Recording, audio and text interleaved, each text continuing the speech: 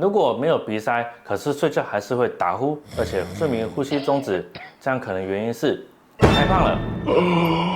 肥胖跟睡眠呼吸中止呢，其实是一个恶性循环。当我们肥胖时，我们松下巴组织就会增多，还会造成上呼吸道的软组织或是肌肉组织增生，所以让我们呼吸道造成更加的小窄。而在我们躺下去的时候呢，组织向后压迫，会影响我们的呼吸道。当我们肥胖的同时呢，我们内脏脂肪体积会增加，将会影响我们的胸腔或是肺部的运动，影响我们睡眠呼吸中止症的严重程度。而当我们的睡眠品质变差，我们的身体瘦素分泌呢就会下降，而这样子呢，其实会让我们的食欲呢提升，让我们吃了更多的东西，体重呢就会增加更多。所以你看，肥胖跟睡眠呼吸中止不就是一个恶性循环吗？そうですね。想要改善因为肥胖造成的睡眠呼吸中止症，有没有一种更快速的方式呢？这时候我们就可以做一个天鹅颈手术。它呢，其实就是在我们肥厚的双下巴呢，我们经由一些微创美容手术的方式呢，移除我们的下巴软组织，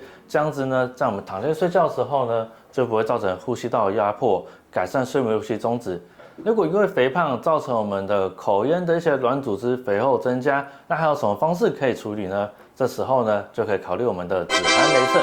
止鼾雷射呢，是在我们口腔中用低能量的雷射光照一些照射，让我们的软组织的胶原蛋白变性收缩，进而改善我们呼吸道的功能。其实只要有打呼或是睡眠呼吸中止症的情形呢，可以来我们这边做 AI 上呼吸道阻塞分析，只要15分钟检查，再花30分钟做止鼾雷射治疗，就很有效的改善打呼的情形。